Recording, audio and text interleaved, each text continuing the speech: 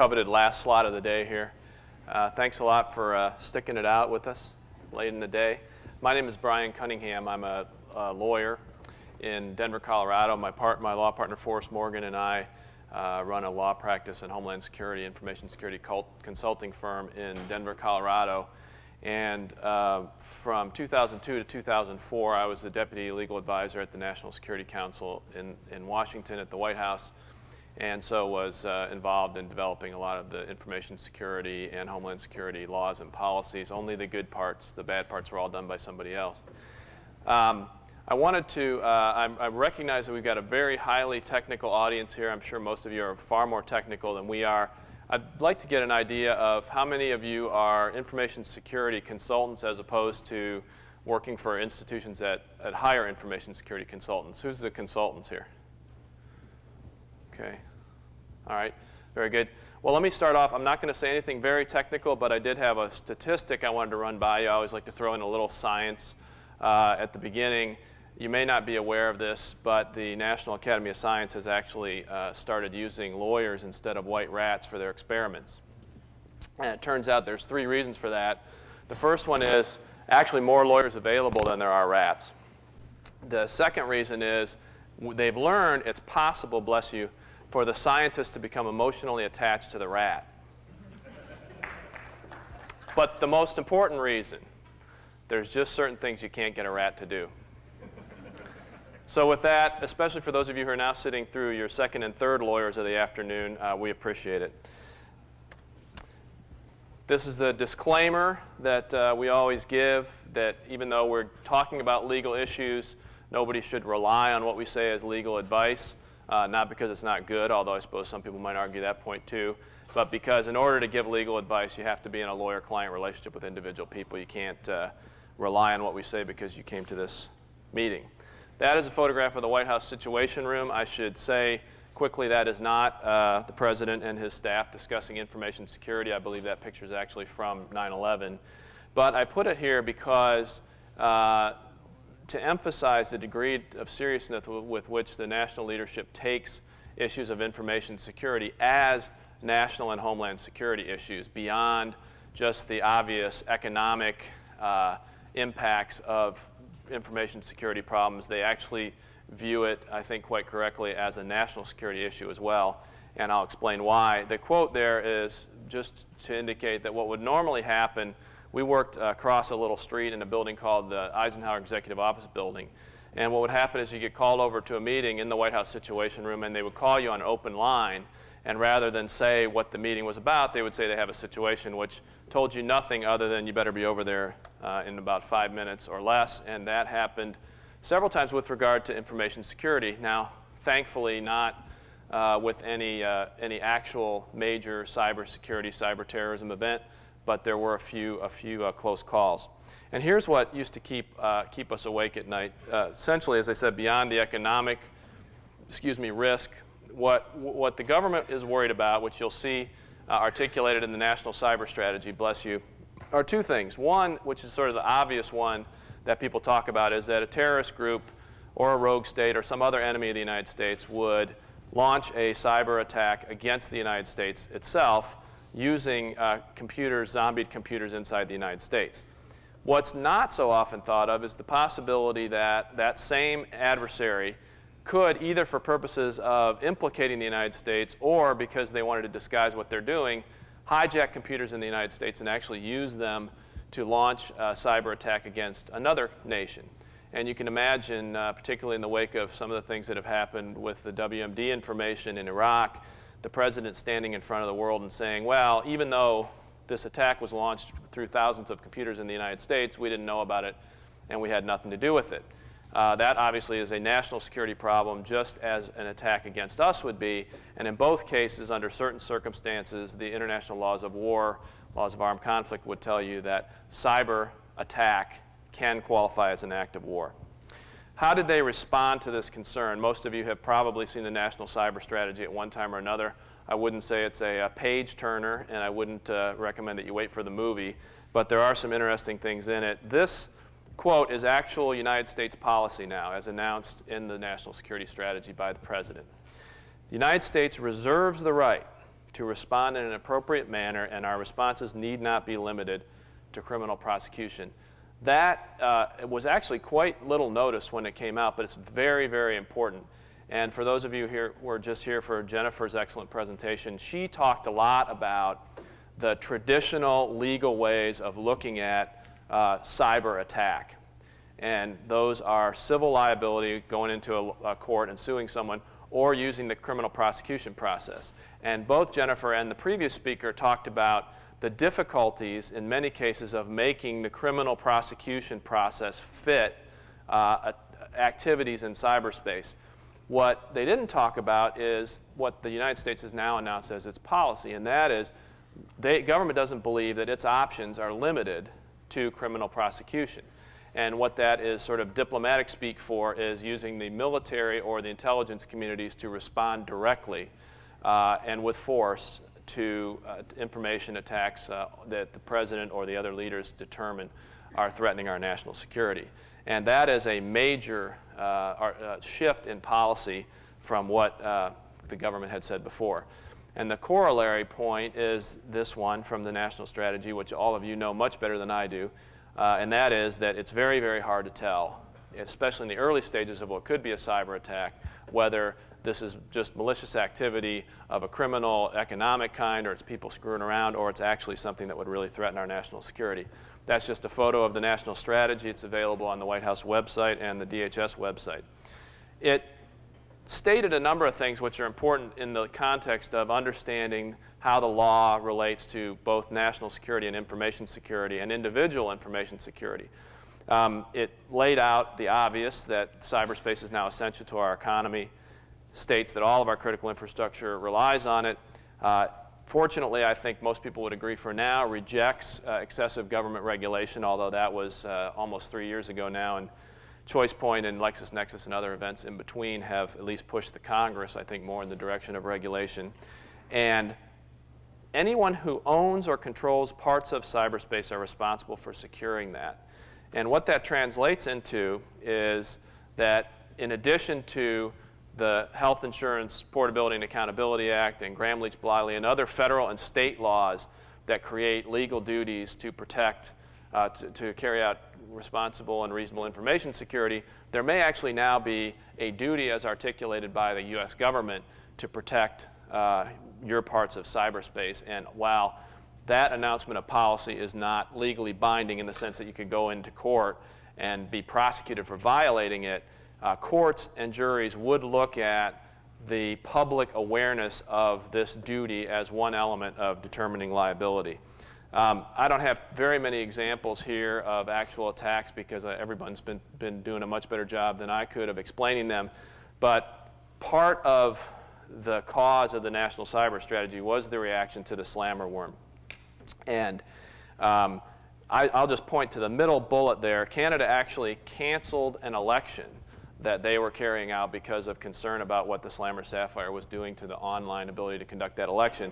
And that event qualifies, I think, under anybody's definition of a national security impact. Now, of course, we don't have online elections in the United States, but I'm sure we will before too long. I don't know if most people know who Richard Clark was. He was, among other things, the cyber czar under the Bush administration. He also, I suppose I should say in the interest of full disclosure, was not only a client of mine, but was Condi Rice's chief attacker in the 9/11 Commission, and I prepared her for that testimony. So Dick and I don't exactly see eye to eye on everything. But I think this is a very interesting point that he raises, that the fact that there was no destructive element to the worm, or at least not a sufficient one in his view, led him to think that this might have been a test of capabilities by people that might want to attach some sort of payload to it later. I took part in a very interesting discussion last night in which one of the things that a number of us here debated was the extent to which the fear of a real, serious, damaging cyber attack against the United States is technologically realistic or not. My view is if you have an adversary or potential adversaries that have the capability, the demonstrated intent, and there are known vulnerabilities, after 9/11, you have to at least take seriously the possibility and prepare for that possibility. But when we get to the question and answer time, I'd be interested in other views. I know there are other views. In fact, one of the authors of a chapter in a book that we'll talk about in a few minutes, co-authored with us, believes that that's not a realistic risk. But I'd like to hear from you guys on that because you are technical experts. I'm not going to go through this example of zombies very much. I'm sure you guys all know this well. I will mention Operation Casper, which was carried out in late 2004 and 2005 by Scotland Yard and the U.S. Secret Service, was an extortion scheme in which a bunch of folks in the UK demonstrated they could take control of computer systems and then decided to, in that case, all they did was threaten the owners of the computer systems that they would use those systems to cause damage or they would damage them themselves to try to extort some money out of them. Fortunately, the U.S. government got onto this early on, and most of the time the attackers were dealing only with government agents undercover. But it was a sort of a wake-up call, I think, for a lot of folks in the Department of Homeland Security and in Washington about how realistic at least this possibility is. And the Associated Press story that ran reported the government saying that there are hundreds of compromised computers typically, and great increase in the past year. And once again, my friend Dick Clark has said publicly he believed in 2004 there were some 30,000 zombie networks in the United States, each with thousands of individual bots. And of course, to state the obvious, which you all know, just because you haven't seen it on your systems doesn't mean it's not happening. One of the breaches from last year was done to the FBI, and the FBI learned about it from AT&T. These are a bunch of examples here. I'll go through them rather quickly because I suspect most people are well aware of them. We raise these to not just to remind people about them, but to try to draw from these principles of what is the evolving legal standard of care for information security. Choice Point, obviously 145,000 identities stolen. They've already been sued. Forrest is going to talk a little bit about that later. I think a critical point here, as with a lot of the recent publicly reported cases, which again you all know this well, is this was not in any way, shape, or form a technical attack. So no matter how much information security they'd put into place, it would not have helped them because Choice Point believed the people who were getting the information were entitled to get it as customers of Choice Point. So one of the things that I think now is part of the legal standard of care for prudent information security professionals to recommend to their clients is you better have some pretty thorough background checking and vetting processes for your customers and make sure that your customers are who they say they are. LexisNexis, this is something that you never want to have to say and you never want to have your customers have to say, or if you're an information holder, you never want to have to say. This poor guy from LexisNexis had to go and testify under oath that there had actually been a security breach prior to 2003 and we didn't give any notice of that. Interestingly, Choice Point and LexisNexis are linked in the sense that the legal damage that I believe is going to come to those two companies is in part caused by not whether or not they should have or could have properly secured the information in the first place, but what they did to react once the attack happened. Choice Point, as Forrest will talk more about, sat on the information for a number of months without publicly disclosing it, and of course they're a public company, so there are securities laws implications to that. So LexisNexis turns around, they say, oh my gosh, Choice Point is in trouble because they didn't disclose everything. So immediately LexisNexis sends somebody out to describe the situation and say that 32,000 people were compromised. Well, the last time I looked, it was already up to 310,000. So LexisNexis, reacting to what Choice Point did, made the opposite mistake. And the point here is you need, obviously, to have a crisis communications plan.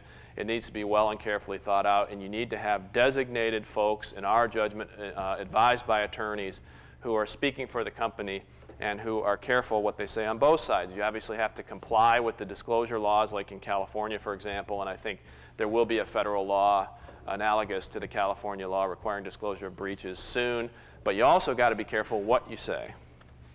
This is Time Warner. Iron Mountain is the other firm that lost information on 600,000 current and former Time Warner workers. Secret Service is still investigating that incident. But again, one of the things that people probably didn't pay enough attention to, and I don't know any inside information about the facts of the case, but is not only what your information security practices are, but making sure that when you contract with others to have access to your data, that they have procedures that are at least equivalent to yours, and you have some way to enforce that. Number of banking cases, obviously, in the last few months. I'm sorry to say that one of the major customers for the stolen Wachovia information was lawyers. And I think this illustrates the point that, again, much like ChoicePoint, this was not in any way, shape, or form a technical attack. This was a matter of policies and enforcement of policies with regard to their own employees. Citigroup, I believe, at least as of the last time I checked, this is probably the largest hit so far. And again, this was not a this was a case of control and the ability to control information when it gets into the hands of third parties. Someone asked me earlier before the presentation about the Cisco related hack. I don't know a lot of the technical details about it, but what I do know is that this was definitely a hack. This was a technical theft. It was not any sort of policy or procedural breach, and it was the information was very significantly used to compromise thousands of computers, including in the U.S. government. So this illustrates, again, something that's probably obvious to most people here, that very, very big, rich, and sophisticated institutions can sometimes be victims to information security attacks as well. It took many, many months to unravel it.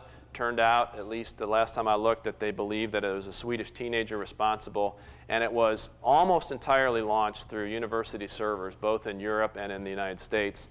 We'll talk a little bit more about universities. I don't know if there's anybody here from colleges or universities. A number of our clients are colleges and universities, and as you know, they're very much preferred targets.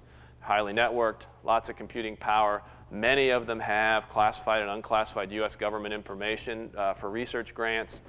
And the government, and we dealt with this a lot in the White House and in the Justice Department, is very reluctant, for good reasons, to intrude upon the academic freedom and the privacy of universities. And in my view, the terrorists or others who have bad intent towards the United States understand that.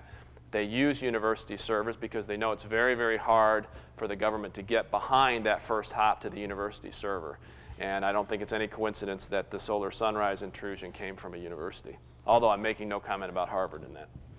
A bunch more university stories. I'm not going to spend too much time on them. This is one of my favorites. Of course, Carnegie Mellon University runs the U.S. CERT program that I'm sure most of you know is intended to find out and publicize information security vulnerabilities. And within the last 6 weeks, 2 months, I guess now, 3 months, they got hacked. And they said publicly they have no clear idea how long their systems were vulnerable. I don't know this, but I suspect somebody lost their job over that. What are the sources of liability? What are the legal regimes that apply to information security? For those of you who sat through Jennifer's presentation just before this one, she went through these in some detail. And most of you probably are aware of them. Healthcare, personally identifiable patient information, and other healthcare information is regulated by the Health Insurance Portability and Accountability Act, HIPAA. Gramm-Leach-Bliley does similar regulation, although not as detailed for financial information, and there are other statutes as well. One of the things that a lot of people don't think of in this area is state law. Every state in the country has deceptive trade practices statutes, so you're not allowed to commit false advertising. Couple of very well-known now pieces of civil litigation were brought against Microsoft and against Ziff Davis Publishing, which publishes, as you probably know, computer magazines. Those guys were not regulated by HIPAA.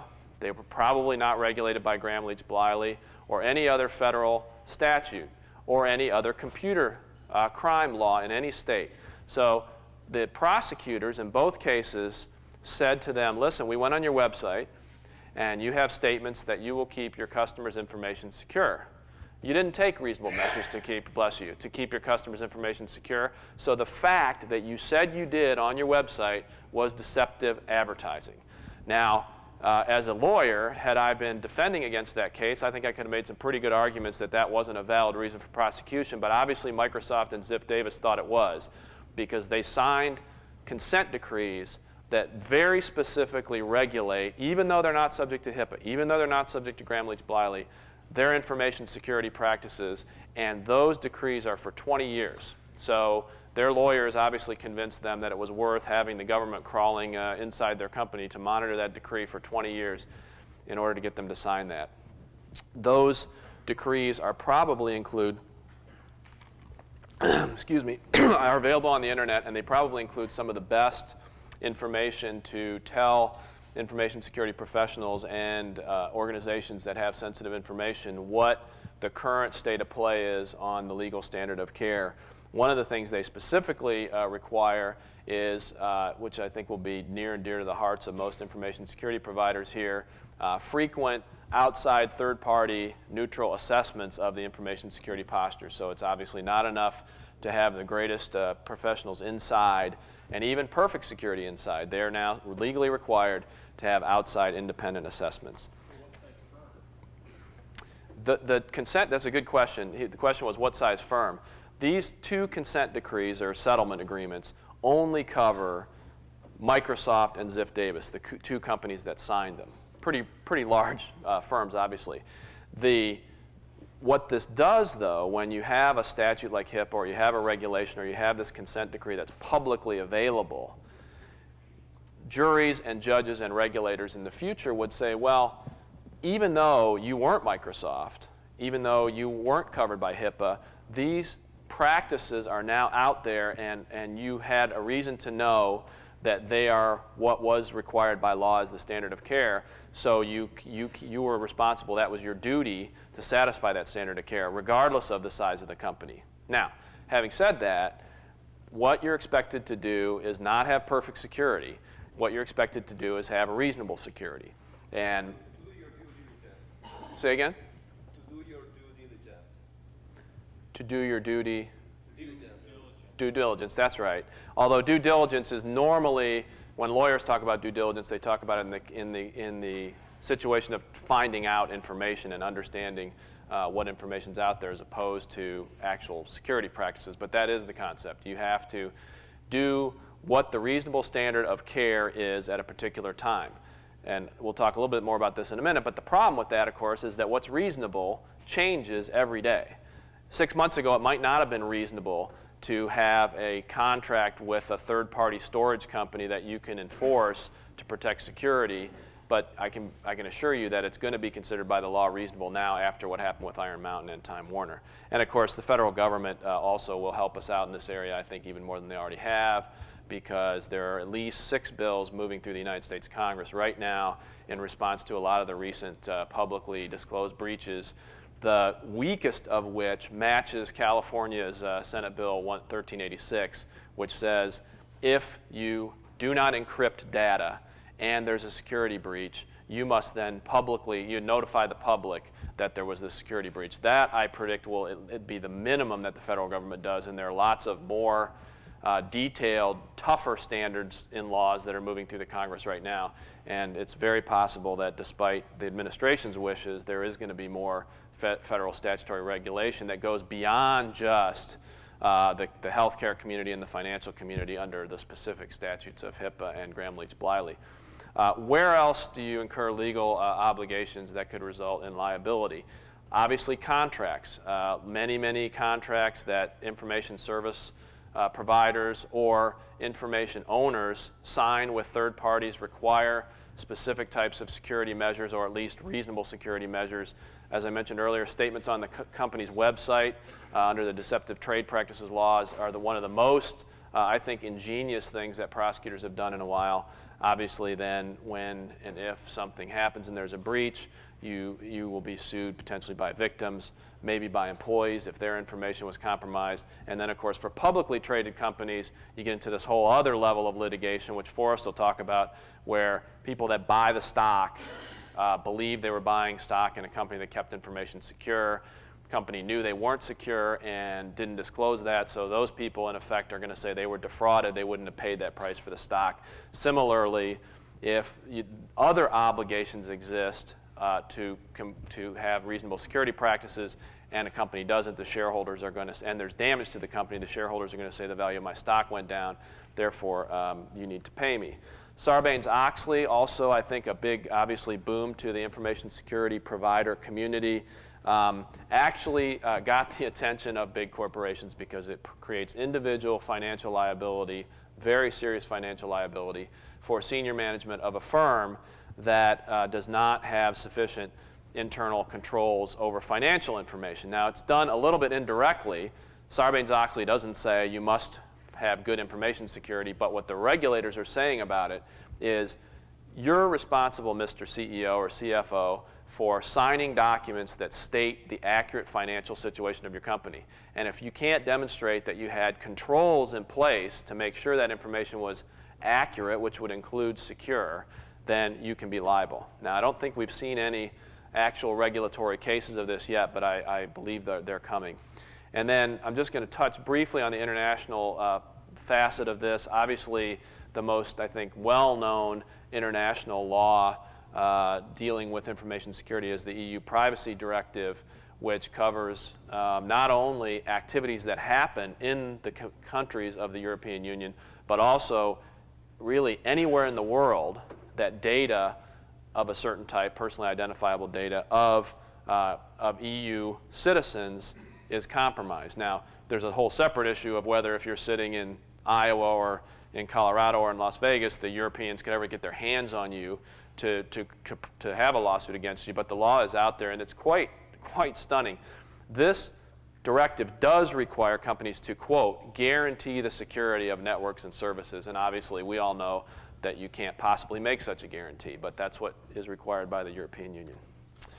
Other reasons for information security providers and companies that hire them to care about this, as if operational damage and economic loss and potential counterattacks by the government and lawsuits weren't enough.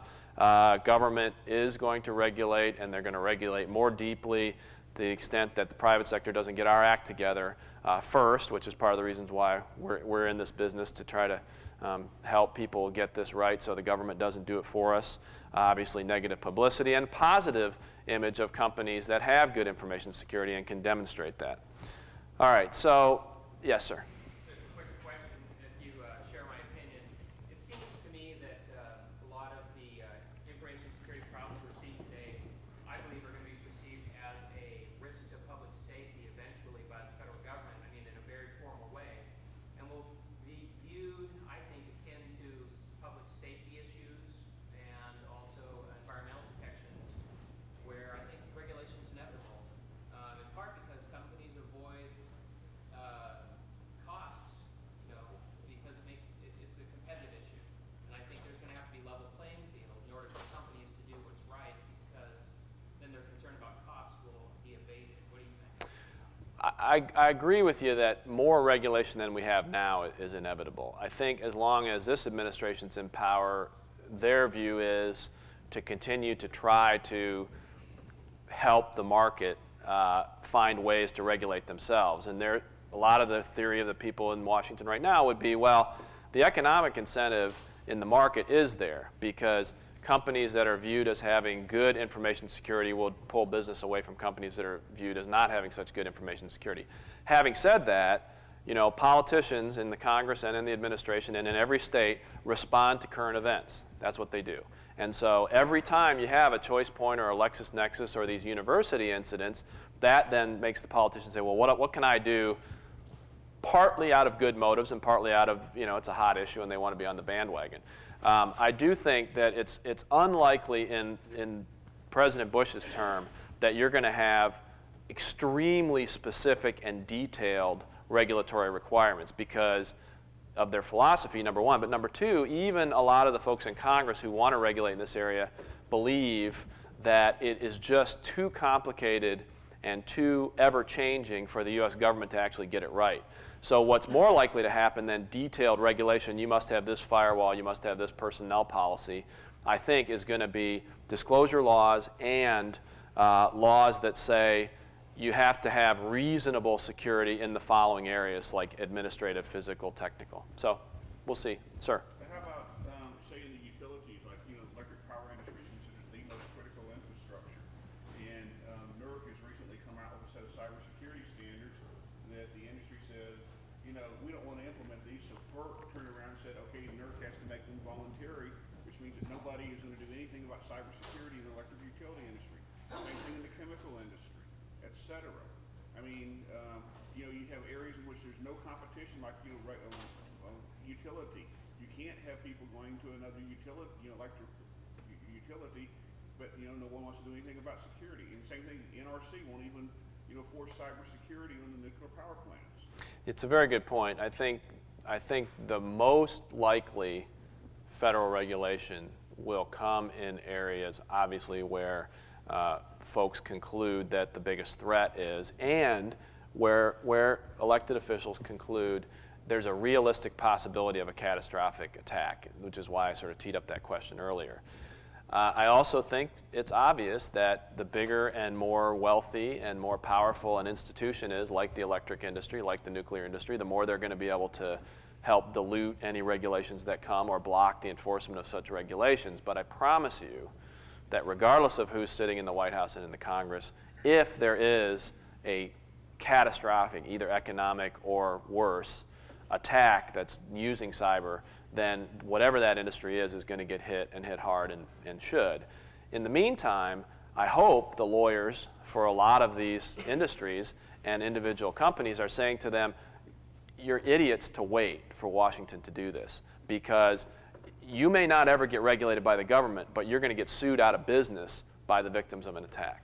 So I'm hopeful but skeptical at the same time. Sir? Bryan, can you talk a little bit about the impact of the failure of plaintiff's attorneys to show cohesive cause of action and economic damages in these cases, civil cases, and the feeling among organizations that maybe don't do information security so well that there's really no tangible economic cost? Well, I think they're going to learn that lesson from ChoicePoint. Forrest is going to talk about that lawsuit. I think ChoicePoint is extremely vulnerable. I don't know anything about, you know, I don't represent them. I don't represent the plaintiffs. I don't know the internal facts of the case. But it really is only going to take, just like in the healthcare industry and just like in environmental cases, it really will take, unfortunately, some big institution to get hit hard by damages for people to wake up. And I think you're right that right now there's a lot of factors that are preventing a lot of corporations from doing more in information security. One is that what you're talking about, that nobody really has been hit hard yet. And so they figure, well, you know, to be cynical about it, they figure, well, it's a cost of doing business. Even if we get hit at some point, it'll be cheaper than taking the measures between now and then. The other one is that I think a lot of information security consultants and lawyers, to the extent there are any lawyers practicing in this area, haven't figured out how to persuade corporate management that there's a business case to be made for information security, that it's not just avoiding legal liability. There are lots of compelling business reasons to do it. And I think, you know, we're getting more successful at doing that. I don't believe, to directly answer your question, that we're going to go very much longer without a major success by the plaintiffs' lawyers. I don't know if it's, I think it may well be ChoicePoint. I don't know. It could be LexisNexis, could be DSW Shoes. Somebody's going to get hit hard, and I think then you're going to see a lot of people wake up. Just to follow up, I thought TriWest was going to be that case, which is sort of similar to what happened with Choice. And, you know, when it went to court, the judge said, regardless of whether there was any negligence on the part of TriWest in protecting the data, I just don't see any evidence here. And I don't, it seems to me that that's going to be the case. Yeah, I mean, except under certain statutes, you really will never get, unless you have damages, it doesn't matter how bad the negligence was. My point is, you're going to see a case soon where there are major damages. Forrest, did you want to? You're reaching for your button. I don't know if you want to. Well, I mean, I'll chime in a little bit. We'll get ahead. You know, I think that the problem is that the plaintiff's bar is very creative, and there's no end to the theories that they can concoct. But the facts also drive the case. So, for example, in ChoicePoint, one of the class action lawsuits in Georgia relates to the fact, as Bryan alluded to earlier, that management didn't respond appropriately, right? So they first they came out and they understated the number of clients who were exposed to risk.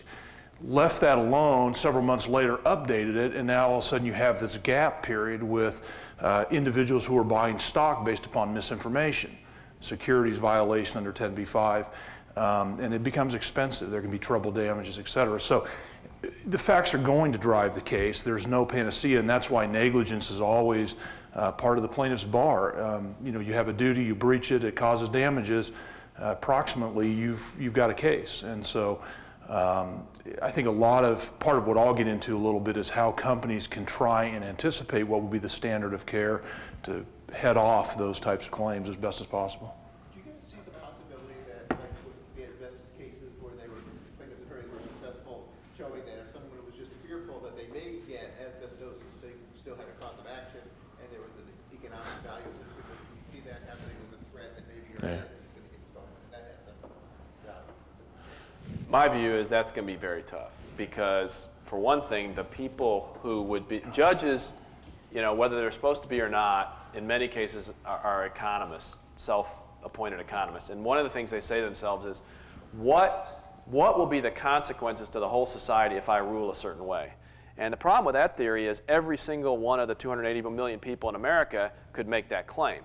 A little bit different than asbestosis because I think, although I don't litigate those cases, I think the people who have successfully had this fear of injury, fear of illness claims, are people that actually have been exposed to the asbestos and have a reasonable reason to believe. Now, what I think would be an interesting variation on that, though, is all of the people who were notified, not to pick on DSW, but on DSW shoes or these other companies, that their identity information has been compromised, and so they know their identity has been compromised, but nothing's happened yet. Let Forrest weigh on this. I suspect even then most courts are going to say, no, come back when you have some damages. Yeah, the chairman of the FTC. Right. Right. Well, and again, when you're talking about negligence is an easy category to identify, but there are many other claims. They are going to look at, was there something that proximately caused damages, and if it's speculative, courts generally say the damages which are speculative or not causally related to the claimed injury are not awarded. And so I think that's going to be at least a premise in the law that's going to preempt a lot of those types of claims. Is there a question here? Yeah, we have another case which is not actually related to identity, but the card system issue, okay, when they were storing information about credit card transactions, okay, information got stolen, and Visa, MasterCard say, okay, they have policies, they didn't follow the policies that we have stated, and then card system says, yeah, but we passed an external audit, okay? Those guys came and told us that we were secure. Now, I'm not really focused on what's going to happen to card system, probably it's going to fall, okay? But what's going to happen to those guys who performed the security assessment? Yes, that is a question to which we give a great deal of thought, and so do our malpractice insurance carriers. Look, one of the reasons you'll see in a few minutes that one of our recommendations and what we actually do ourselves is to rely on a well-articulated, publicly accepted methodology. So we use the NSA IAM process on the theory that if we ever get, our clients, or we ever get hauled into court, if we follow that methodology correctly, the argument is, listen, this was the methodology that was designed by the United States government to protect the most sensitive classified information we have. We also did our own due diligence to compare that against the other standards that are out there and try to pick the best methodologies, number one. Number two, we followed it, the methodology, which I would argue in your example, the service provider is going to have a hard time making that claim because the first thing they should have done is got their hands on the contracts that the smaller companies signed with MasterCard. And you could never advise somebody responsibly that they might have met all the best practices in the world, but they can go ahead and ignore contractual agreements that they made, which is one of the reasons why one of our pitches is to have lawyers involved in this process. So I think if the information security provider can show that you followed an accepted methodology, that you kept current on what the threats were and what the litigation risks were and what the standard of care was, and something still went wrong, the question for them by a jury or a prosecutor or a regulator is going to be the same as it is for the original company, which is, did you do what was reasonable? So it doesn't mean, were you perfect? It doesn't mean, did you make no mistakes at all? It doesn't mean, did you overlook, one of 50 firewalls? It means, were you acting reasonably? And that comes down in a lot of ways to the same thing that applies to the companies that you're assessing.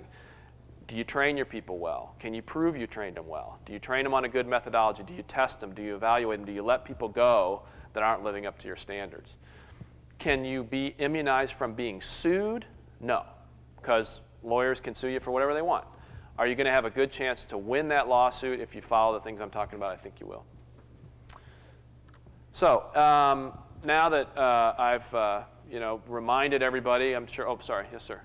One thing I want to point out is that you did mention 10B-5.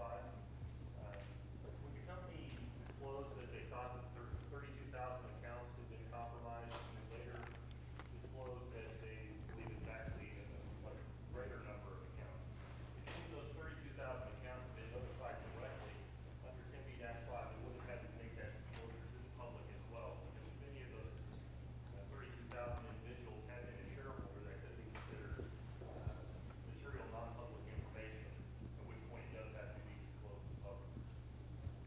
So if there's, when they made the statement that there was 32,000 accounts compromised, if they also stated we're continuing to do our research or do our discovery on what happened there, that lets them notify those initial group of people, comply with the 10B-5, as well as continue the research and gather more information. If they said that only 32,000 were compromised, then there's a difference. Well, to the extent that's a question, or a statement either one, I agree with you. And I think one of the things that, since we're kind of doing a little open forum, that I was going to address is, as a corporation that maintains sensitive information that needs to be secured, and most companies have some level of criticality of their information. When this information gets into an area, if it's compromised, it can affect stockholders, whatever it may be. What is part of the protections that are important to a corporation are to have into place a glide path, a plan to say, what do we do when the crisis occurs? And have management trained on just the types of things you're talking about, where we don't come out and try and minimize or mitigate the appearance of this, but address it specifically. And I think that's what you're suggesting. And there's no opportunities that I'm aware of for prosecution or civil liability in the law based upon the truth. And what you're suggesting is, if the truth comes out and you say, shareholders, we have a situation, or prospective purchasers, here's the extent of it that we've uncovered based upon our best information to date. We're continuing to investigate. That may be modified up or down, and you continue to make those disclosures. That is a part of perhaps a plan that should be implemented through working with counsel and working with teams like this that says, this is how we avoid liability when a problem occurs. So your point's a good one, and you're exactly right. It's when people get nervous and stop short because they're not sure how to react, that they either really did wrong or they gave an opportunity to the plaintiff's bar to try and prove they did wrong. The other facet of this from an operational standpoint, is, in addition to a legal one, is having a plan in place and having the management of the company and the employees understand that there's a plan in place for crisis management and crisis communication is a huge operational benefit. Because what it does, in addition to helping you legally, is it then allows the rest of the company to go do something that resembles the work they're supposed to be doing, as opposed to everybody being like kids running for the soccer ball and everybody thinking they need to be involved in managing the crisis. There were, as you could imagine, a lot of things I think the Clinton administration did wrong. One of the things they did very right, and I think it's amazing that they were able to do this, was to run the country during the impeachment process. Because the overwhelming tendency is for everybody in the White House to want to be, to be worried about the impeachment and be fighting that. And I asked their Deputy National Security Advisor how they did it. And he said, well, we had 5 people whose entire job was to manage that crisis. And then the rest of the people knew that there was people full-time doing that and that was their role, and so the rest of the people could go about and do their business. I think that's very important for any kind of serious major institution, to make sure you know who's going to be dealing with the crisis, who's going to be talking about it, and who's not, so that you don't have 5 people saying different things publicly, and so that the company can go ahead and function while you're managing the crisis. Sure. One point with what you said. I think that you are between a rock and a hard place, because if you don't have a law that actually forces you to disclose what happened, if you prefer to go public and notify you're in a tight spot because if you don't notify them, the customers are going to they're going to come after us. But if you do notify them, the information is going out. Probably the company value is going to go down, and the stockholders are going to come after you. So you actually need the law, you need the government to pass law to cover your back. Yeah, that's going to happen. I mean, I would bet a year's pay, which is not that much, but I'd bet a lot of money that that there will be this year a federal law that says you must publicly disclose information security breaches. I just don't see anybody. There are two moving through Congress right now. I don't see anybody standing up meaningfully against it. I mean, industry will lobby against it, but politically, I think it'll happen. And your point is, you are correct. I mean, they do place you on the horns of a dilemma in some sense. And so the issue is not if a company, or some company is going to be placed in that position. It's a question of how do you get out of it and mitigate the liability as best you can. There's information that goes through society all the time, through public disclosures and your securities filings, through the media reporting, that constantly affects share prices for publicly traded companies. Whether it's breaches of security or embezzlement by the CEO, whatever the examples, that's part of society. I mean, that's part of the free marketplace of information. States, I believe beginning with California, have already passed mandatory disclosure laws. And that's part of a response, saying we want that information out there. So again, part of a plan that addresses how a company responds in the face of these sort of breaches may not save the share price from falling, but it may stop how far it falls. And I think that's the key to it. It may save the management. It may save the existing shareholders. Well, it might save the company. It might save the company. It might allow it to rebound as well. Yeah. Right. So some of the stuff I'm about to talk about is going to be very elementary to this audience. We talk a lot to folks that are in corporations and institutions that are just trying to assess whether or not the problem is just too big. Information security can never be really fixed. It's too hard. It's going to cost too much money. We don't have budget this year. And so some of the advice that we give folks is don't let the fact that this is kind of overwhelming paralyze you. You have to start somewhere, and you will get a lot of credit by prosecutors, which I used to be, regulators and juries, for having a reasonable plan for how you're going to assess over a period of time and remediate your security issues. If you have the plan in place, and it's a reasonable plan and you're following it, and say it's got 20 items on it, the fact that when you're on item 4, the bad thing that happens would have been addressed by item 18, obviously it'd be better legally if you'd been done, bless you. But you're going to get a lot of credit for having a good plan in place and executing against it, even if you haven't gotten to the right fix yet. Obviously, I think few people in this room would disagree with me that it's critical to have outside neutral third-party advice. As I said earlier, that's now starting to actually be memorialized in the law, but it has to be good advice, obviously. And you all know this, the two of the keys to good information security, I think from a best practices technical standpoint, but I can tell you for sure from a legal standpoint, is you have to cover comprehensively both the technical and the physical and the soft policy, personnel, administrative compliance measures, which have actually, the failure of those have resulted so far in a lot more serious breaches, I think, than the technical. This is the national security strategy, cybersecurity strategy again, by public statement by the administration, reinforcing and enhancing this legal duty that we have to do what is reasonable by pointing out as a matter of policy the obvious, that you can't just put a static policy in place. It has to be ongoing. Again, I think good news for information security consultants that you can constantly have to be reassessing and reevaluating. And that's more than just a legal point. There's also the obvious one that the offense will always be able to stay ahead of the defense, and so you have to continually evolve your processes. I remember in the first Iraq War that Saddam Hussein, while he generously gave us 9 months to let us build up our troops in Saudi Arabia, also would come on TV all the time with new threats about how badly he was going to be able to destroy the American army. He dug a huge trench between Kuwait and Iraq, and then he filled it with you know, he was going to fill it with boiling oil and tank traps and explosives, and he actually did all this stuff.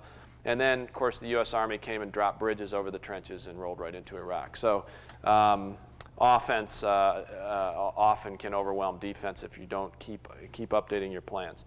Standard of care, as we've talked about, is being established in the law. The good news here is actually not too squishy. I mean, there's an awful lot out there that tells you the kind of measures that ought to be put into place. As I mentioned, the circumstances keep changing. We've talked a lot about this, so I'm not going to go into it much at this point, but these are where the standards of care come from. This is where you're told by the law you should be aware of what's reasonable. Obviously, external independent standards are good, as I mentioned earlier. Reasonability, Forrest has already talked about this. Absent a federal or a state statute law passed by the legislature, there still are common law duties. You must perform reasonable measures to protect against foreseeable internal and external risks, but the law is very flexible in this area in terms of determining what was reasonable. As I said, you don't have to be perfect. What will be taken into account, somebody asked earlier about whether the regulations and the consent decrees apply equally to different sized companies, and the answer to that is no. It does matter how big you are, how much money you have, what you can afford to do, and the law will do a balance, and they'll say what was reasonable based on the size of your company and the threats that you faced. I'm going to skip through a lot of this because you guys, I think, probably know a lot of that. The complete solution, obviously, I think most people would agree, not only technical solutions, but also addressing physical security, policy, legal issues, becoming very important now, as I said, in the law, independent outside evaluation. We've talked a lot about already incident response. And another important, I think, skill set that's becoming critical for at least significant size institutions to have is the ability to deal with law enforcement, homeland security, and intelligence when they do come calling if there's a breach that involves your company. I said earlier that you're not required to do everything at once. Budget concerns are valid in terms of figuring out what your information security planning is going to be. One shortcut that I would strongly recommend you advise your customers not to take, and I'm sure many people in this room have been faced with this, is they'll say, well, I only have X amount of dollars, so why don't we start by a penetration test? You come in, you try to beat us, you show us what you learned. Sometimes that's for budget reasons, sometimes it's for internal political reasons. The security officer wants to prove to the board that he needs more money. The IT people want to prove that the security officer doesn't know what he's doing. It's a terrible idea. Because what happens is, I know a number of people in this room, and they will beat the customer almost every time. So now what you have is you've started in the middle, you haven't assessed the criticality of the information you have, you haven't understood what legal requirements apply, you haven't tried to fix the vulnerabilities that you can fix before you launch the test. So you're going to fail it badly, and critically from our standpoint as lawyers, if that assessment, if that penetration test has not been conducted through a law firm hiring the technical consultants, there's no protection for that information. So now you're going to have a report that shows how badly you failed. That's going to be completely vulnerable to litigation, to prosecutors in the future. And for the information security providers that do the test, you've now become a witness, because that report's going to be sitting there, it's going to document what you found, and we'll talk a little bit more about this in a minute, but in some cases you're going to have to go and testify and reveal all the methods that you used to find that information. Why do I bring that point up? This is not just a shameless commercial for us, and it would apply to any information security lawyers, Jennifer and others. The attorney-client privilege protection over the results of information security assessments, I believe, is absolutely critical, at least to make sure that your customers consider. I show that the confidential national security stamp, which could have easily said secret or top secret, except I couldn't find one on the internet, versus the attorney-client privilege. I was a litigator for the CIA for a number of years, and I will tell you, it is harder in many cases to get a federal judge or a state judge to overturn the attorney-client privilege and force information that was developed through a law firm to be released than it is to get classified information declassified. Okay. So, shameless commercial, why have a law firm involved? Reduces the litigation risk for the customer. I just mentioned the attorney-client privilege. If company X hires our law firm or another law firm to advise them on their level of compliance with HIPAA or another federal statute, and we then hire technical consultants to give us the factual information that we need, the report of the technical consultants through us to the client is going to be protected in litigation. Not a silver bullet, no absolute, but much better than not having that. Top 10 reasons to have a law firm involved.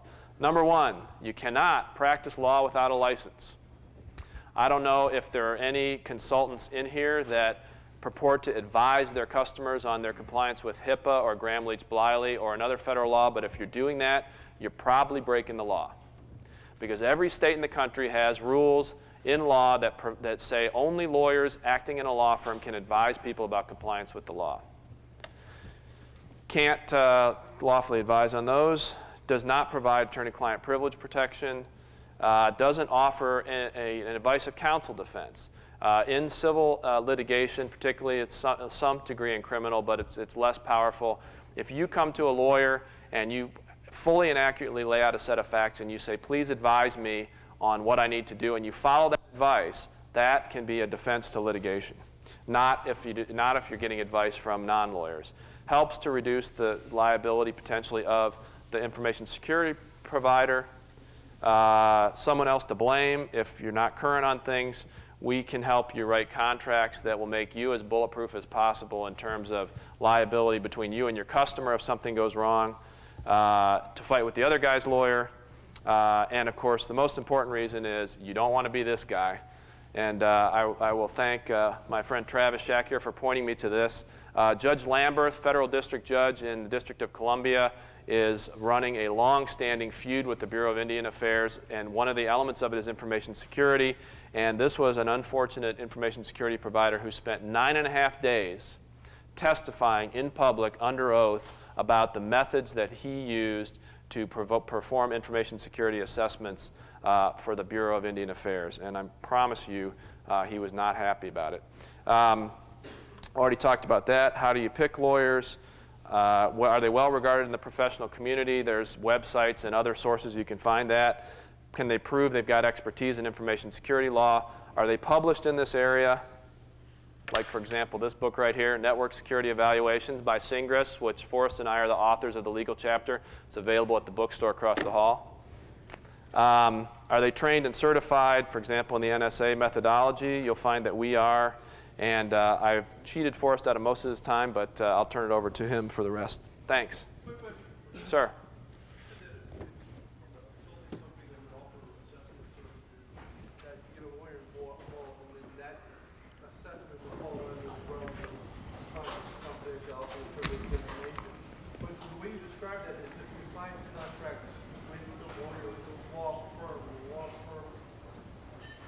Right. No. And this is obviously courts are skeptical in a lot of areas. This has never been litigated in the information security cases yet, but it has in environmental and other cases. Courts are very skeptical that companies will get a lawyer involved for no other reason than to create this privilege. That really all they want is the technical information, and they'll essentially launder it through lawyers. The way it has to work is the client has to hire the law firm to advise them on a legal issue, like compliance with HIPAA or like compliance with Gramm-Leach-Bliley. But obviously lawyers, most of us, don't know anything significant about technical issues, and we have to have technical experts to advise us so we can then tell the client whether or not what the technical experts found amounts to appropriate compliance under HIPAA. So in order to have the protection, it has to happen that the customer, the client, hires the law firm, which then hires the technical advisors. It will not work the other way. It's also not retroactive. So in my earlier example, if the customer went out and got the penetration test and failed it and had this report that they didn't want disclosed, they could not then go out and hire attorneys and give them the report. Once it's done, it's done. You have to do it from the beginning. Sir? Is it true also that even in that relationship, all the work products should be labeled attorney-client privilege? Absolutely. That's not dispositive, but it's an important factor. Sir? What about in-house and corporate? It does work to some extent, but there is a distinction, and that is that Bryan can talk to it as well, but the problem with in-house counsel becomes twofold. One is you lose that independent third-party assessment for objectivity. Secondly, the attorney-client privilege is a little bit difficult to define with in-house counsel for the reason that you have to ask the question, are they performing legal services and advising their client, or are they acting as a manager? Those issues do not come up when you deal with outside law firms, and it's sort of presumptively assumed, you know, that the line is a lot broader when you're dealing with outside counsel, that the privilege applies. Yeah, I agree with that. Let me just add, it's better to have the outside technical consultants hired through the in-house counsel than not to do that. But the protection by using an outside law firm in many, many states has been found to be more powerful because, as I said, courts generally are skeptical about corporations trying to have this privilege. And because in-house counsel wears so many different hats, and a lot of what they do is business advice, courts make it much harder to prove that the information is actually privileged. Sir? Again, getting back to the assessment part, if you do an assessment for a client and you turn over the data, and it's their information to protect and do whatever they want with after that fact. So why, from the consultant, what other things are you getting from that going to the lawyer? I think there's the two principal things are, number one, well, I guess three things.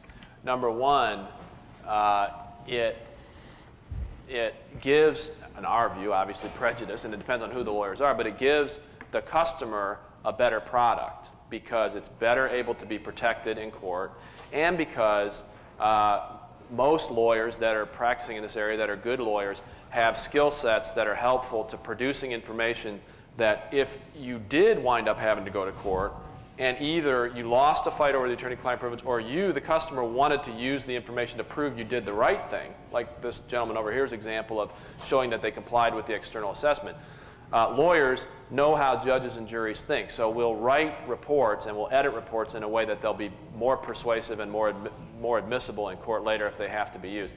The other point, I guess two other points for the information security provider is lawyers are able to help you do your job in a way that is going to better insulate you from liability to your customer if something goes wrong, and also protects you from being a witness in future litigation, because if the subject matter of your report is privileged and the court upholds that, then you can't be called as a witness to explain how you got to your results. Now, you may not care about that. I mean, some people don't, but a lot of people either just don't like to testify or they don't want all their trade secrets of how they do their job to be revealed publicly. Sir? Does attorney-client privilege protect government entities from disclosure under FOI? Yes, but there is a specific Freedom of Information Act exception, or at least the courts have concluded that within one of the other exceptions there is. Obviously, that privilege can be waived by the government, like President Bush is doing now with a lot of Judge Roberts' material. Also, attorney-client privilege can be lost by careless handling of the information. So, in your example, if I would have advised Condi Rice about something, that would be protected from disclosure because it's attorney-client privilege, among other things. It would probably classify and other things. But if there was a reporter in the room when I said it, or there was some outside third party who isn't protected by the privilege, it's waived. The law says even though your lawyer was telling you something, you didn't take any precautions to prevent an outside party from knowing, so you waived it. Sir. Gentlemen. Yeah, quick question.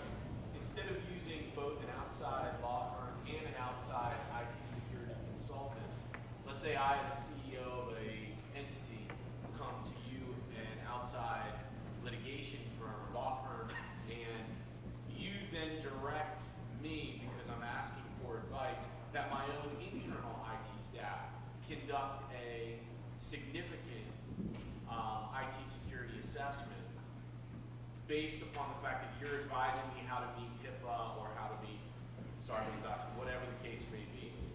Would that information, even though it was generated by an in-house IT security assessment staff, be protected under that attorney-client privilege? Well, I guess I'd say two things about that, and Forrest may want to weigh in too. The first one is if the outside lawyer is hired to provide legal advice, the fact that it's in-house people that are providing him with the technical information, or her, is not going to destroy the privilege. But What you're going to lose, for sure, is the benefit of being able to say that under HIPAA regulations or under these consent decrees, you had outside independent third-party experts. It's also on the technical generally, side. it's generally been recognized by the courts too that when you're dealing with the attorney-client privilege, it can't be a sham. It has to be real. So that you have a situation where attorneys hire environmental consultants or IT consultants or whomever they may be, it's to assist the lawyer in developing their advice to the client. So just to have a lawyer come in and say, I'm going to throw a shroud of privilege over your IT department generally doesn't work. I mean, that's usually pierced, and the effort to accomplish that result is generally discovered. I'm just thinking of the larger business institutions that have multiple organizations within that business institution that, you know, could probably or most likely, you know, handle that particular technique. And then, as I said, the issue then becomes, can the internal staff, no matter how competent they are, ever be said to be neutral and objective? Even if they're trying to be, because they're too close to it and there's all kinds of internal political and other issues that come into play. So that's not an attorney-client privilege issue, but I guess we would still recommend against that, even though I guess it'd be financially beneficial to us, because of this losing the neutrality and objectivity. Now, for any kind of investigation, I mean, lawyers obviously get hired all the time to come in and conduct internal investigations which have nothing to do with information security. If there's a theft inside the company, if I get called in or Forrest gets called in to conduct that kind of investigation, the information that's provided by the employees to us and then we turn around and report back to the board, that's still going to be privileged. Forrest's point, though, is the right one, and that is you have to be able to demonstrate you had the right motives. It can't just be done as a way to protect the information. There has to be a real legal service that you're asking to be done. Let me tie a couple of concepts together too, because you guys are not going to get the privilege of the majority of my talk, but that's all right. But one of the things that I wanted to address is how, we're talking about all of these, what I call FUD factors, right? The fear, uncertainty, and doubt. We can't define the law. We don't know what the outcome, how our juries are going to handle this. One of the things that does become important is when you're challenged on a corporate level for your conduct, no matter how well it was done and how properly it was evaluated, there's a sense of less acceptance, if you will, by a judge or by a jury typically. When you come in and say, look, we've got the best IT department in the world and our gurus have sanctioned this and said it's correct. Now that might be true, but you got to know that somebody who's looking at that knows the source of the information is going to raise a little bit of an eyebrow at that. If you say alternatively that plus, we went one step further and we hired some people on the outside who were IT professionals such as yourself, and we were advised by a law firm who has some expertise in both corporate matters and information security matters as to what laws applied to us, what policies we should implement, and we've done that and we followed it. You can sit there yourselves, pretend you're on the jury. Are you a little more influenced by the fact that there wasn't the fox guarding the henhouse effect, but now there's the effect of, gee, these folks went one step further and they had it independently verified. Does that now suggest to you you've met a certain duty of care? Does that say to you, as a juror, you're trying to figure out what the standard of care is, and you have a guy like Bryan come in, or other attorneys like Jennifer who spoke and said, look, this is what we think is appropriate, and we all recognize that there is one perfect answer to security, right? You turn off the computers. But that totally destroys business. So somewhere in that sliding scale, you have to get work done and you have to make a profit. And when that happens, and you've had somebody say in that context and allowing the business to operate, that's a level of care, then again, it's minimizing the liability. It may not keep you out of court, but you might like it better when you leave. And I think that's part of the third-party assessment concept. I don't know what time it is, about 6 o'clock now. My two topics, for what they're worth, and everybody's free to leave when you want. I know the casino misses me since I was able to fund them last night quite a bit. But if you guys, the two topics I have, we're talking really on a corporate level, the customer, the company that's maintaining this critical information. How do we protect these folks? What are the strategies to minimize liability? And we've talked a lot about it, and the questions are directed that way. The second thing is the IT professional. What do we do for you guys to make your job right? There's this notion of IT professionals coming in, you do a pen test, you do whatever you may. And gee, oh my gosh, there was unauthorized access, or there was all these things that happened, and what liability is there? I just read an article. There was a guy arrested yesterday in Florida for an example that Jennifer gave in her talk, sitting out front, wiretapping and that type of thing. The IT professional, though, there's a real objective answer. You're running a business too. The difference between the people in this room, I assume, and the folks that we read about who are being prosecuted is you're doing it as a business. You want to make money doing it, and you want to do it correctly.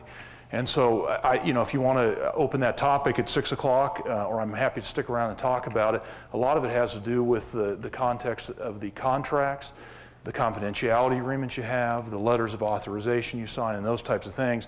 And again, I don't mean, Bryan, I really don't mean to have shameless plugs, but a lot of those are covered, and that's why we're here, is because of those things we covered in the chapter in our book. So, on that, I'll open it up because we're out of time. Does anybody have questions? I'm happy to stay around. If not, I had one back to his original thing about national security policy and what would be viewed as an attack on the U.S. And that was a few years ago. There was an attack on the 1300 name servers that basically do all your name resolution on the internet. Lasted for about 3 hours, and then lasted for another hour, and it started shutting down the internet. During that attack, I think 4 or 5 of them actually failed due to the attack. How would the U.S. view such an attack that was generic on the internet infrastructure itself, and if it was actually able to take out the internet? Would that be considered an attack on the U.S., or how would the policy view that? Well, it's a good question, and there's no knowable answer to it right now. International law isn't really law in the sense that we think about it. The law of armed conflict is really a development over time of what countries are willing to do to each other, and how the rest of the world punishes countries that do something they're not supposed to do. So ultimately, a decision about whether an information security attack is an act of war, and therefore justifies under international law a military or intelligence or technical response by the attacked company, is a political judgment. It's a political, small p, judgment for the people who are in power at the time. Now, your question has 2 factors to it. One, how serious was the attack? Because you do have this obligation for proportionality. If Al-Qaeda, instead of striking the Twin Towers on 9/11, had blown up a tree with nobody in it, that probably would not have been enough to justify the kind of response that we gave in Afghanistan. So under your scenario, I believe most international lawyers, and I can tell you this administration, would say launching a denial of service attack that disabled the internet would be considered an act of war, and therefore would justify a proportional response. Now, the second part of the issue, though, is who was it done to? Who was it directed against? You don't have the legal authority or the political authority or the moral authority to respond to an accident, let's say. Even if the accident happened in Russia, the fact that it happened in Russia doesn't give us the right to go and attack the Russians. So if the political leadership of the country decided that the people who launched the attack were intending to harm the United States, then we would be justified under international law. That would include if they were designed to harm everybody, and the United States was part of everybody. So, when a NATO country is attacked, even if the United States wasn't hit at all, we've decided by treaty that that's considered an attack on us. Same thing here. You'd have to have some intent to strike the United States, but it wouldn't have to be an intent to strike only the United States. Does that make sense? Yes. Okay. Sir? Bryan, how receptive are you finding corporates to the message that you guys are delivering?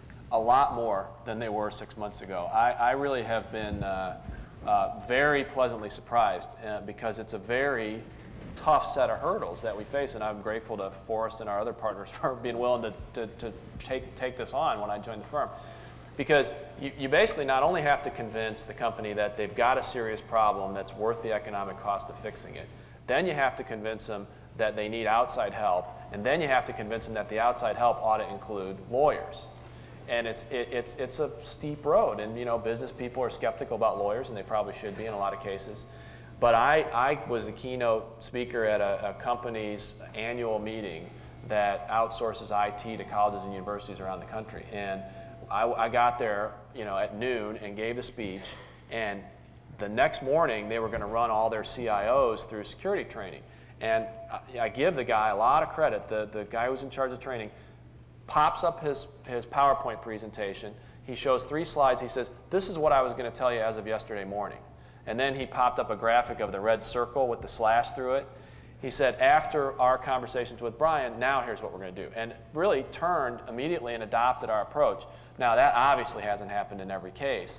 But I think the combination of the recent publicly disclosed problems and getting people to really understand why it's important to have that attorney-client privilege and why it's important to have attorney involvement, we're making some headway, and we got more work than we can handle. So. One thing we didn't talk much about is the impact of the potential liability to some hardware or software providers for security breaches. Do you see any changes coming with respect to protection under the UA and so on? And do you think that is going to change behavior? I think, this is, crystal ball time, I think that the hardware and software providers will certainly be targets of the plaintiff's bar. And there's no question about it. When one of these things happens, everybody's going to get sued. It's going to be the company who was holding the information. It's going to be the company who built the software. It's going to be the company that built the hardware. It's going to be the people who installed it. The question then becomes who's going to win and who's going to lose. I think it's very, very hard, as we've seen in cases of gun manufacturing, to get corporations to be liable for products that were correctly designed but capable of misuse, and they were then misused. Now, on the other end of the spectrum, though, I do think there's a very serious risk of liability for software and hardware producers where they can be shown to have known that there were exploitable security flaws in what they produced, and they shipped it that way. And I'm quite certain those lawsuits will happen and they'll be successful. There's always the concept of the comparative negligence and contributory negligence, depending on what state you're in. And I agree with Bryan's comments. I also feel that you're going to see situations where there was a recommendation, you need these types of firewalls, you need these types of peripherals, and they were not properly implemented, they were not properly managed. Part of the message that Bryan and I are sending out that, again, is being better accepted is the idea that this is a process, it's not static. And that's what the danger we see in just somebody comes in, the IT guy says, we need a pen test, you come in and you perform it, and as the gentleman, I think, who's left pointed out, why is there liability for that? What's the matter? Well, the problem is, it may not be for the IT professional, but you've got to be part of a system to keep the company meeting that standard of care in a changing legal environment. Part of the problem you see is that individuals who are accountable at the end of the year when they say, well, what did we do this year? You like this year to show, Right. conducted a pen test, and to demonstrate all of the intrusion attempts that they managed to avoid, because you can't identify. Well, and that's one of the things that we believe is helpful. Companies can't just say, oh, here it is, wave the wand, and these processes have been tested, remediated, and everything is wonderful. And Bryan alluded to it. If you start out, if you say our budget just doesn't allow it, if you start out and you say, let's implement a security plan, and it involves pen testing and upgrades of hardware and software, it may be a 2-year plan, but it makes a big difference if you're actively pursuing that plan and you're 6 or 8 months into it and you're on task, and now the occurrence happens that leads to liability, civil or criminal, and you go to the regulators, you go to the plaintiff's bar and say, look, we've known it, we're implementing it.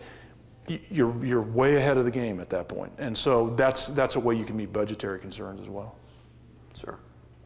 I have 2 questions, really. In the Citibank example, you talked about having control over third-party your data and third parties. Does this go beyond the more generic non-disclosure? This is the first question. I guess I'm not understanding the context. Yeah, I don't follow you. Well, we have a relationship with a third party, a provider. We have a non-disclosure agreement, mutual non-disclosure agreement with the third party. I see what you're saying. It doesn't say anything more than you shall not expose the information about us that we give to you. My belief is that it's not going to be very long before there is a successful lawsuit which says I think Time Warner will probably escape it because they didn't have the Iron Mountain example to look at, so there was, they weren't on notice of that. But the next person, next company, I think there's going to be a lawsuit which says it's not enough to have a piece of paper which says, thou shalt protect my information. You also, at a minimum, I think, and this is what we advise our clients, have to have in the document, the agreement, it has to say, that meets the same security standards we meet, and it needs to give the other company some idea of what that is. So I think at a minimum it's going to have to be a lot more detailed than a non-disclosure agreement. I also think it's quite possible that you're going to have, the companies are going to have to build in mechanisms to enforce that, whether it's inspections or the ability to go look at, not to pick on Iron Mountain again, but that's the real example, to look at their books, to assess their procedures. It's just not going to be enough to say, go do the right thing. There's a different set of liabilities to me, if I understand where you're at with it. A non-disclosure agreement is valid as between, say, the provider of information assessment and security, whatever that may take on, and the client. In terms of the client saying, hey, we have trade secrets, things that are of value to our business that we try to undertake efforts to maintain as confidential. So that's valid there. But the problem is, that's not the key to the city. That does not give your client now a right to disclose all medical records if they're in that business without, you may have to seek court authorization under HIPAA to protect yourself. It does not give them a right to allow access to all of the software that's subject to other licensing contracts. Still may breach the contract, and you need to get consents. So, it's non-disclosure agreements are very important, but they cover a narrow band of what's being considered. And when somebody comes in, you need to say, what's the scope of what I'm being asked to do as an IT professional? And you need to look out and how am I affecting third parties? Because if you breach it, the one that's getting sued isn't you, you're getting your client sued, and of course they'll, bring you into the lawsuit and seek indemnity under common law or otherwise. But you've got to assess it as a whole, not as a narrow area. One of the things that, just to follow up on that real quick, one of the things that was in Forrest's presentation is also in the book too, is there just are a lot of things that as an information security provider you need to have in contracts with your customers. And one of the most important, as you all know, is letters of authorization. Because not only does that help protect you from criminal liability, because in most states the information unauthorized access laws say either you made unauthorized access or you exceeded the access you were authorized to have. So that's point number one, as between you and your immediate customer. But the other thing is you have to know, and I think lawyers can help you with this, you got to know what they actually have the authority to give you the authority to do. So for example, I don't believe a healthcare client of ours can sign a letter that would legally allow us to get protected healthcare client information. So you have to worry about protecting your liability against that in other ways, whether it's leaving a marker on the data instead of actually touching it, or whether it's getting agreements with the government or whatever. So that becomes a really important consideration to protect the information security provider, is what their contracts actually say. I think you had one more, but then we got to come back over here. All 50 states have right now, not all of them go as far as Bryan said and say exceed your authorization, but all 50 states have statutes in place that impose liability for unauthorized access to information. So, every state is different, and that's important, and it highlights that of all the issues that are floating out there that people are trying to wrangle in and deal with, that's one that hit the books early on, and it's becoming really clear. Letters of authorization are something that are very at the forefront of prosecutors' minds and others. And one of the things that, I as a corporate lawyer, sometimes I see these contracts and they're global, they try to contain everything. I think it's wise to have your agreement to provide services be one document, to have your confidentiality agreement be a standalone document, to have your letters of authorization attached or addended to it, but to be separate. Why? If you have an issue over a letter of authorization and there's 10 letters of authorization, you want that whole transaction to be submitted to the arbiter or the court? No, it's easier to deal with it. Or made public. Same with the confidentiality agreements. The remedy normally that people are seeking, and it can lead to damages, is adjunctive relief. Stop disclosing, do whatever, and then there may be damages.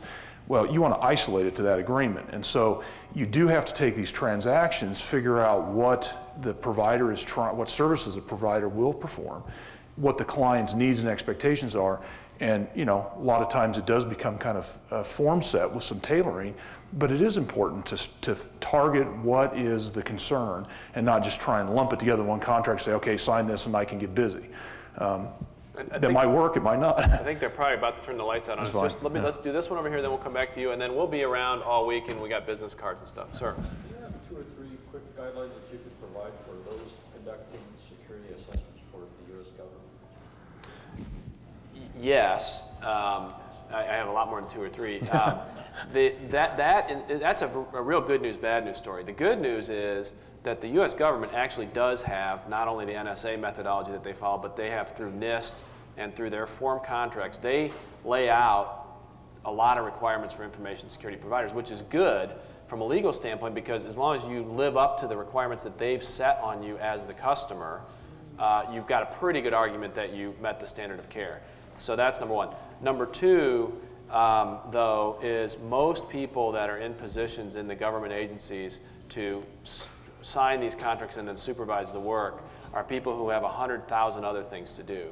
And much more, in my experience, than in the private sector, you really, really have to be super careful to police yourself, because the customer is not going to have time to do it, but you can be sure if something goes wrong later, they'll blame you for it. And then the third thing I would say is have a very clear understanding when you get into, before you sign a contract with the government agency, of what information the government believes is specially protected and what isn't. That's important in the private sector context too, but it's pretty unusual that you're going to find yourself having access to classified information when that wasn't made clear to you up front because you had to get a clearance. But there are lots of other types of information now under the Homeland Security Act and other statutes that are protected, but the government itself isn't so good yet about understanding what those are. And you really have to, hopefully working with lawyers, but you really have to make sure you push that process with the government. You need that contract to say, here's what I'm expected to have access to and here's what I'm not. So that's 3 quick ones. Okay, let's do your last one and then we'll be done. Yeah, really contribute with your model for protecting the information through the attorney-client relationship. But considering you're not approaching this from the corporate side, because I'm not a consultant, but if I contracted with you to do it, you contract with someone to do an assessment, you get the report, and that is a confidential relationship. But now my auditors are going to come by and ask me what I've done to ensure the protection of my network. I have to expose the report to them. Is that Well, the report comes through. The report comes through counsel, but that doesn't mean that it's filtered or mitigated. I mean, what we're doing is saying we need these certain tests done so that we can help develop compliance plans and those types of things. But that's the information, of course. The client's always entitled to the information; they're paying the bill for it. So I don't, Bryan can add, I don't think that it dilutes the access to information. I'm not sure that's quite your question. I think if you're saying, what happens when outside auditors come in and I show the report to them, does that destroy the privilege? The answer to that is, well, it's a little bit of a complicated question, but if your company hires auditors, even if you're required to by law, to come in and essentially be a super third party, because now you've already had us as the third party, you hire them, they're contracting with you, they become your agent. So the fact that you gave it to them is not going to destroy the privilege in most cases. Now, on the other hand, though, if you're talking about like government auditors, if somebody comes in against your will and demands information and you're under a legal duty to provide it, then that can damage the privilege. And you could do summary reports. A lot of states, including Colorado, which is our home state, have CPA privileges with the client. So that's an additional layer of protection when they're doing the audit, and then the question just becomes, again, very similar to the attorneys, is it waived and under what circumstances? And by the way, the other thing you can do too is when you bring in those other if you're contracting with outside auditors, you run that relationship through the attorneys also, through the law firm, and then it's absolutely, I say absolutely, it's protected just like the first information. There are exceptions to the privilege. As I said, you can inadvertently waive it, but it gives you pretty powerful protection.